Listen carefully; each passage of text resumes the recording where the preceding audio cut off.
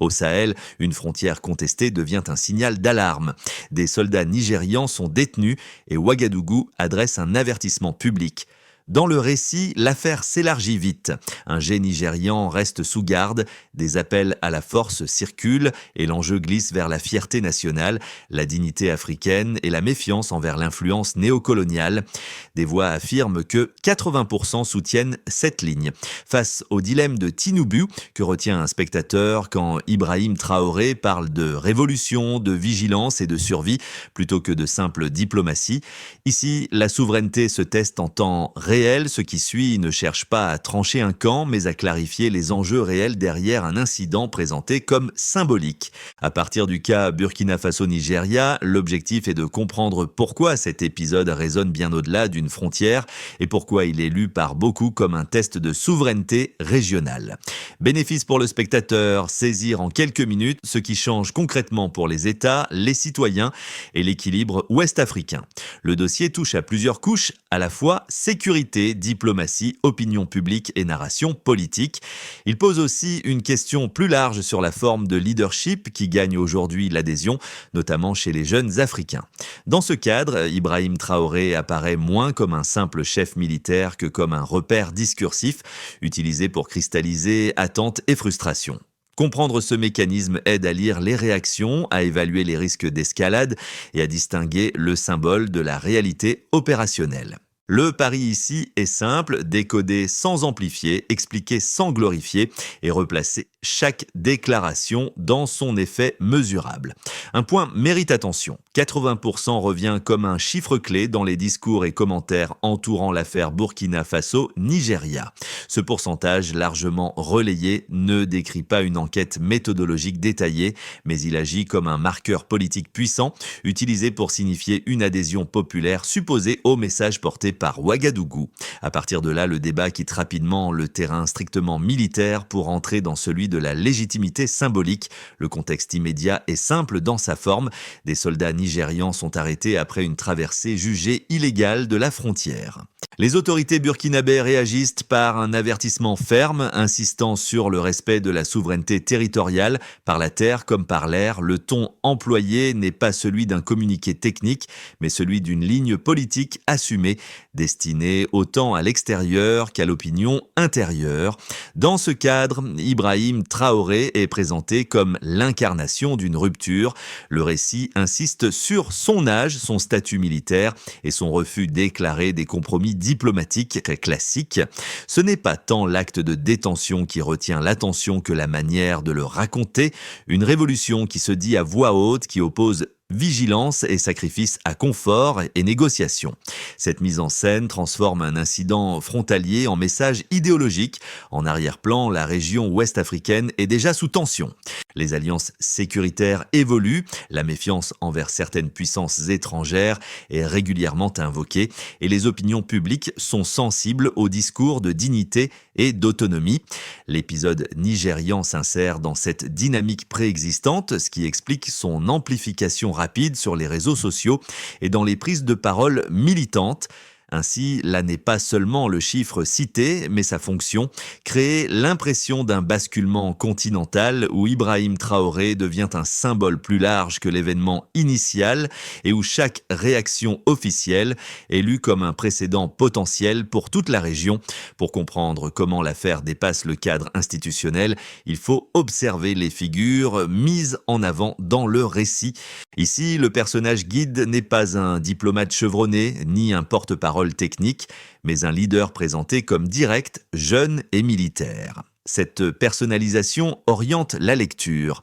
L'événement n'est plus seulement un incident frontalier, il devient une démonstration de posture. Dans cette construction, Ibrahim Traoré sert de point d'ancrage narratif autour duquel s'agrègent attentes, colère et espoir. Les impacts précoces apparaissent d'abord dans le langage. Les déclarations parlent de lignes tracées, de non-recul, de refus de s'agenouiller, des formules qui frappent parce qu'elles sont simples et répété.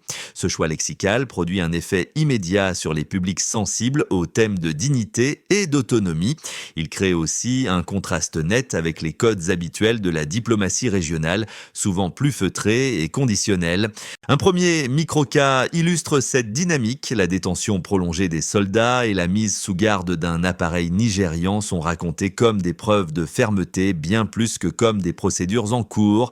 Un second microcas apparaît dans les réactions en ligne, où des jeunes Africains, au-delà du Burkina Faso, reprennent ces éléments pour exprimer un rejet plus large de ce qu'ils perçoivent comme une dépendance historique. Ces effets rapides ne modifient pas encore l'équilibre stratégique, mais ils déplacent le centre de gravité du débat. L'attention se porte moins sur la résolution technique que sur le message envoyé. Cela signifie qu'un incident local devient un test symbolique de leadership régional. Avant l'incident, la frontière entre le Burkina Faso et le Nigeria relevait d'une gestion sécuritaire discrète, marquée par des coordinations ponctuelles et des frictions rarement médiatisées.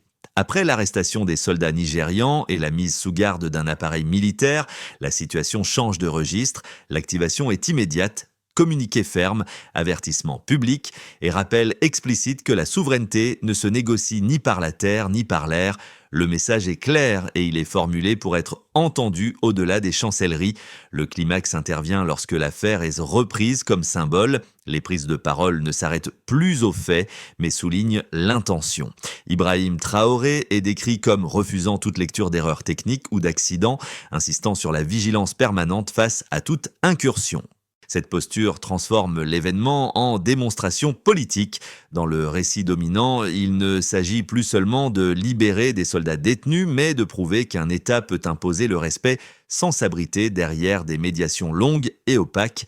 À ce stade, le dilemme nigérian devient central. D'un côté, répondre par la force exposerait Abuja à un risque d'escalade régionale dans un contexte déjà tendu en Afrique de l'Ouest. De l'autre, privilégier une voie diplomatique discrète peut être interprété comme un recul, voire une faiblesse par une partie de l'opinion. Ce tiraillement alimente les débats internes, les déclarations de sénateurs et les commentaires sur les réseaux sociaux où chaque hypothèse est amplifiée, les répliques se multiplient ensuite. Des voix africaines appellent au calme et rappellent que les conflits armés entre pays voisins n'ont pas de vainqueur clair. D'autres soulignent que toute escalade ouvrirait la porte à des interventions extérieures, transformant un différend bilatéral en enjeu géopolitique plus large. Dans ce brouhaha, le discours burkinabé continue d'insister sur l'idée de révolution plutôt que de normalisation, de survie plutôt que de confort institutionnel. Progressivement, la chronologie se fige dans une narration simple. Un État affirme sa ligne, un autre hésite sur la réponse et la région observe. Ibrahim Traoré reste au centre de cette séquence, non pas comme unique acteur opérationnel, mais comme repère symbolique autour duquel s'organisent les interprétations. L'événement cesse alors d'évoluer uniquement par des décisions concrètes et vit désormais par ses effets narratifs. Ainsi, la séquence activation-climax-réplique montre comment un fait limité dans le temps et l'espace devient un moment politique élargi. Ce glissement explique pourquoi l'affaire persiste dans l'actualité et pourquoi chaque nouveau mot prononcé est scruté comme un signal bien au-delà de la frontière concernée. Avant l'incident, les frictions frontalières entre États ouest-africains étaient traitées comme des dossiers techniques, rarement portés au rang de symboles politiques. Après la détention des soldats nigérians et la communication burkinabé, le niveau d'attention et de mobilisation discursive augmente nettement. Le S, la fréquence des prises de parole publiques. Ce qui relevait de canaux militaires discrets devient un sujet commenté quotidiennement, y compris par des acteurs non gouvernementaux. Un est l'usage récurrent d'un chiffre mis en avant dans le récit, celui des 80% de soutien évoqué dans plusieurs interventions et commentaires. Ce nombre ne fonctionne pas comme une statistique vérifiée au sens strict, mais comme un outil de cadrage. Il sert à suggérer une majorité morale, à installer l'idée que la position défendue serait déjà validée par l'opinion africaine, en particulier par les jeunes. Le n'est donc pas tant quantitatif que narratif. Le débat se déplace de la légalité vers la légitimité perçue. Un mesurable concerne la temporalité. Le délai entre l'événement initial et sa diffusion régionale est très court. En quelques heures, des Voyant des extraits de discours, des commentaires et des analyses circulent largement. Cette compression du temps amplifie l'effet de fermeté car elle laisse peu d'espace à des récits alternatifs ou à des clarifications techniques. L'attention se fixe sur la posture, non sur la procédure. On observe aussi un contraste net entre deux registres de langage. Du côté burkinabé, les déclarations mettent en avant des mots comme vigilance, sacrifice et survie. Du côté nigérian, les réactions publiques restent plus prudentes, évoquant la nécessité de suivre les lois et d'éviter l'escalade. Cette asymétrie renforce l'impression d'un rapport de force discursif où la radicalité du ton attire davantage l'attention que la modération. Enfin, le dernier indicateur concerne la perception régionale. Les réactions ne proviennent pas uniquement des pays directement concernés, mais d'un public plus large en Afrique de l'Ouest et au-delà. Ibrahim Traoré est alors cité comme point de référence, non pour des décisions chiffrées, mais pour ce qu'il représente dans l'imaginaire politique actuel. Le réside dans le passage d'un leadership évalué sur ses résultats concrets à un leadership évalué sur sa capacité à incarner un refus et une promesse. Pris ensemble, ces éléments montrent que les preuves disponibles sont moins des données dures que des signaux cohérents. Ils indiquent un changement de registre. L'incident n'est plus seulement géré, il est utilisé pour redéfinir les attentes. Cette transformation explique pourquoi l'affaire persiste dans l'espace public et pourquoi elle sert désormais de référence pour d'autres débats sur la souveraineté et la dignité en Afrique. Une première critique affirme que la fermeté affichée par Ouagadougou est avant tout performative. Selon cette lecture, transformer un incident frontalier en symbole révolutionnaire augmenterait inutilement les risques d'escalade. Les critiques soulignent qu'en Afrique de l'Ouest, la sécurité repose sur la coordination régionale et qu'un ton inflexible peut fragiliser des mécanismes déjà précaires. Dans ce cadre, la détention prolongée de soldats et la communication musclée seraient contre-productives car elles déplacerait l'attention des solutions pratiques vers des postures idéologiques. Une autre critique soutient que ce type de discours nourrit une illusion de consensus. Le chiffre de 80% est présenté comme un slogan plutôt que comme un reflet fidèle de l'opinion. Les sceptiques estiment qu'en exaltant une adhésion massive, le récit efface les voix plus prudentes, notamment celles qui craignent l'isolement diplomatique ou les conséquences économiques. Selon eux, l'exemple burkinabé risque d'encourager d'autres dirigeants à privilégier la confrontation symbolique au détriment de compromis discrets mais efficaces. La réponse à ces critiques repose sur une distinction essentielle. Le discours porté autour de l'événement ne prétend pas résoudre immédiatement un problème opérationnel. Il cherche à redéfinir les lignes rouges perçues. Dans ce sens, Ibrahim Traoré est moins évalué sur la gestion technique de l'incident que sur sa capacité à envoyer un signal clair. Ce signal vise d'abord à dissuader des incursions futures, réelles ou supposées, en montrant que le coût symbolique sera élevé. Par ailleurs, l'argument du risque d'isolement doit être nuancé. Les réactions observées indiquent que, loin d'un rejet automatique, le message trouve des échos au-delà du Burkina Faso, précisément parce qu'il s'inscrit dans un malaise régional plus large. Cela ne supprime pas les dangers d'escalade, mais explique pourquoi la posture gagne en visibilité. Le Stillman conduit donc à reconnaître une tension réelle entre efficacité immédiate et construction d'un rapport de force discursif à moyen terme. Il apparaît alors que l'enjeu dépasse largement une simple crise frontalière. Le cœur du dossier apparaît plus nettement à mi-parcours. L'incident sert de révélateur à une transformation plus profonde du débat politique régional. Ce qui est en jeu n'est pas seulement la gestion d'un différend précis, mais la manière dont certains États choisissent désormais de se définir face à leurs voisins et aux influences extérieures. Le récit insiste sur une rupture assumée avec les codes hérités en opposant la logique de révolution à celle de normalisation diplomatique. À ce point, Ibrahim Traoré est présenté comme le vecteur de cette bascule narrative. Sa figure concentre des attentes qui dépassent largement le cas burkinabé. Le message sous-jacent est que la crédibilité d'un leadership ne se mesure plus uniquement à sa capacité à apaiser, mais aussi à sa faculté à refuser, à tracer des limites visibles et à accepter le coût politique de cette posture. Cette révélation modifie la lecture des événements précédents. Les avertissements, la détention et la fermeté verbale apparaissent comme des éléments cohérents d'une stratégie de signalisation plutôt que comme des réactions isolées. Pour les observateurs régionaux, le point médian marque donc un changement de grille d'analyse. Il ne s'agit plus de savoir comment l'incident sera clos, mais quel précédent il installe pour l'avenir des relations interétatiques en Afrique de l'Ouest. Pour les États, l'effet le plus immédiat est un durcissement du calcul politique. L'épisode impose aux gouvernements voisins une vigilance accrue sur leurs frontières et sur la manière dont chaque incident est communiqué. La fermeté affichée crée un précédent. Toute incursion future, réelle ou supposée, risque d'être interprétée à travers le prisme de la souveraineté absolue. Cela complique la marge de manœuvre diplomatique, car reculer peut être perçu comme une faiblesse, tandis que répondre frontalement augmente le risque d'escalade.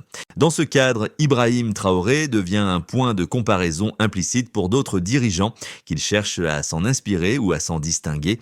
Pour les entreprises, notamment celles opérant dans les zones frontalières ou dépendantes de la stabilité régionale, l'impact est plus diffus mais réel. L'incertitude politique tend à ralentir les décisions d'investissement et à renforcer une approche prudente, même sans sanction formelle ni fermeture de frontières. Le climat narratif compte. Un discours centré sur la vigilance et la confrontation peut peser sur la perception du risque, influencer les assurances et modifier les chaînes logistiques. Les acteurs économiques observent donc attentivement si la tension reste symbolique ou si elle se traduit par des mesures concrètes. Du côté des citoyens, l'effet est d'abord psychologique et identitaire. Le récit met en avant la dignité, l'autonomie et le refus de la soumission, des thèmes qui résonnent fortement, en particulier chez les jeunes. Pour certains, cela nourrit un sentiment de fierté et d'adhésion. Pour d'autres, cela suscite des inquiétudes quant au coût potentiel d'une posture inflexible, notamment en cas de conflit prolongé. Cette polarisation n'est pas nouvelle, mais l'épisode la rend plus visible et plus émotionnelle. À l'échelle de la région, enfin, l'affaire agit comme un test. Elle interroge la capacité des mécanismes ouest-africains à gérer des différends sans basculer dans la confrontation ouverte. Elle met aussi en lumière une fracture narrative entre une approche fondée sur la stabilité procédurale et une autre qui privilégie l'affirmation politique. Si l'incident se résout sans escalade, il restera comme un signal symbolique fort. S'il dégénère, il pourrait redéfinir durablement les équilibres régionaux. Ainsi, les conséquences ne se limitent pas à un face-à-face bilatéral, elles se déploient en cercles successifs, touchant État, économie, société et architecture régionale. C'est cette accumulation d'effets, plus que l'événement initial, qui explique pourquoi la tension persiste. Une première trajectoire possible est que l'incident se résout par une désescalade contrôlée. Les soldats sont libérés, les canaux diplomatiques reprennent leurs fonctions et chaque partie revendique une victoire narrative minimale. Le précédent demeure, mais il est contenu. La fermeté affichée sert d'avertissement sans modifier durablement les pratiques. Dans cette hypothèse, Ibrahim Traoré conserve une visibilité symbolique, tandis que les mécanismes régionaux absorbent le choc sans rupture majeure. Une trajectoire plus favorable serait que repose sur une réinterprétation constructive du signal envoyé. L'épisode pousse les États concernés à clarifier leurs protocoles frontaliers et à renforcer la coordination sécuritaire. La posture initiale, perçue comme dure, ouvre paradoxalement un espace de dialogue plus franc sur la souveraineté et le respect mutuel. Si la ligne rouge est reconnue par les voisins, alors la dissuasion fonctionne sans recours à la force. Dans ce cas, le leadership burkinabé est cité comme exemple d'affirmation ayant conduit à une stabilisation accrue. Une trajectoire plus risquée serait qu'envisage une cristallisation des postures. Les discours se radicalisent, chaque geste est interprété comme une provocation et la marge de compromis se réduit. Une réponse mal calibrée, bon même limitée, pourrait entraîner une spirale d'escalade et attirer des acteurs extérieurs. Si la symbolique l'emporte totalement sur la gestion, alors le coût politique et humain augmente rapidement. L'incident initial devient alors un point de rupture durable. Ces trois trajectoires ne sont pas exclusives. Elles dépendent de choix cumulés et de signaux intermédiaires. La recommandation centrale est donc cognitive plutôt qu'opérationnelle. Distinguer la posture du processus. Comprendre ce que chaque déclaration cherche à produire comme effet permet d'anticiper la direction prise. À ce titre, Ibrahim Traoré reste un indicateur narratif clé, non parce qu'il décide seul, mais parce que son discours sert de baromètre aux attentes et aux craintes régionales. Pour le groupe A, composé de citoyens attentifs aux questions de souveraineté et d'identité, l'épisode agit comme un miroir. Il invite à s'interroger sur ce que signifie réellement l'autonomie politique aujourd'hui. Est-ce une posture symbolique forte ou une capacité à protéger durablement les intérêts collectifs ? Le récit porté autour de l'incident offre une source de fierté pour certains, mais il appelle aussi à distinguer l'émotion immédiate de ses conséquences à long terme. Le groupe B, plus sensible aux enjeux économiques et de stabilité, lit l'affaire à travers le prisme du risque. Pour ses observateurs, la question centrale n'est pas la rhétorique, mais l'impact potentiel sur la sécurité, l'emploi et les échanges régionaux. L'attitude d'Ibrahim Traoré est alors évaluée non sur sa charge symbolique, mais sur sa capacité à éviter une détérioration concrète des conditions de vie. Une approche utile pour ce groupe consiste à suivre les signaux faibles, maintien ou non des flux commerciaux, ton des communiqués, durée des tensions. Le groupe C, enfin, regroupe ceux qui consomment l'information comme un débat d'idées. Pour eux, l'épisode est un cas d'école sur les formes contemporaines de leadership en Afrique. Il permet de comparer discours révolutionnaires et diplomatie classique et de réfléchir aux attentes nouvelles des opinions publiques, notamment chez les jeunes. Une action simple consiste à confronter les sources, à séparer faits et interprétations et à observer comment un même événement est raconté selon les espaces médiatiques. Ces trois regards n'aboutissent pas à une conclusion unique, mais ils convergent vers un même exercice, lire au-delà de la surface. L'incident devient alors un outil de compréhension plutôt qu'un simple objet de polarisation. Une sortie de crise crédible repose moins sur un geste unique que sur une séquence lisible, rétablir un canal opérationnel clair entre autorités militaires et diplomatiques des deux pays, avec un mandat précis et un calendrier court. Qui ? Les états-majors et ministères concernés. Quand, immédiatement après l'apaisement public, mesures reprises d'échanges techniques réguliers sans déclaration contradictoire, clarifier les protocoles frontaliers et aériens, quoi définir des procédures écrites pour les franchissements, les interceptions et les notifications préalables, qui équipe technique conjointe, quand, dans les semaines suivantes, mesures, réduction des incidents signalés et délais de réponse raccourcis. Aligner la communication publique. Quoi ? Éviter les annonces concurrentes et privilégier des messages synchronisés, même minimalistes, qui porte-parole officielle. Quand, pendant toute la phase de désescalade, mesure, baisse des pics de réactions émotionnelles et des interprétations antagonistes, inscrire l'épisode dans un cadre régional. Quoi ? Informer les mécanismes ouest-africains compétents afin d'éviter la répétition du cas. Qui ? Instance régionale. Quand, une fois l'incident clos, mesure, adoption de lignes directrices communes, évaluer l'impact narratif. Quoi ? Analyser comment le message a été reçu par les opinions publiques. Qui ? Équipe d'analyse stratégique. Quand ? À moyen terme, mesure, évolution du ton et de la polarisation. Dans ce parcours, Ibrahim Traoré demeure un acteur symbolique central. La réussite ne se jugera pas à l'intensité du discours, mais à la capacité collective à transformer un signal fort en pratique stabilisatrice. Au début du récit, il était question d'une ligne tracée dans le sable et d'un avertissement lancé à voix haute. En revenant à cette image, on comprend que le motif central n'est pas la frontière elle-même, mais ce qu'elle représente, la volonté d'être vue et entendue. Le personnage guide réapparaît ici non comme stratège, mais comme symbole d'un moment précis. Ibrahim Traoré incarne cette phase où la parole politique cherche à rompre avec l'ambiguïté, quitte à polariser. Le rappel des micro-cas initiaux, la détention, le jet immobilisé, les déclarations martelées permet de mesurer le chemin parcouru. Rien n'a fondamentalement changé sur le terrain, mais beaucoup a changé dans les esprits. L'incident a servi de miroir aux attentes accumulées, aux frustrations silencieuses et au désir de dignité exprimé par une partie des opinions publiques africaines. Cette conclusion émotionnelle ne vise ni l'adhésion aveugle ni le rejet automatique. Elle invite plutôt à reconnaître la puissance des symboles dans des contextes où les résultats matériels tardent à se faire sentir. On peut retenir une idée simple, un signal fort peut ouvrir un débat durable. Ainsi, le récit se referme sur une tension assumée. Entre prudence et affirmation, entre gestion et rupture, l'épisode rappelle que la politique régionale se joue aussi dans l'imaginaire collectif, là où les mots pèsent parfois autant que les actes. À ce stade, le dossier n'appelle pas une conclusion définitive, mais une réflexion partagée. L'épisode Burkina Faso-Nigeria montre comment un événement limité peut devenir un repère symbolique, chargé de signification sociale et politique. Il interroge la manière dont les sociétés africaines lisent aujourd'hui l'autorité, la souveraineté et la crédibilité des dirigeants au-delà des cadres institutionnels classiques. Dans cette perspective, la figure d'Ibrahim Traoré sert de prisme pour observer un déplacement plus large des attentes collectives.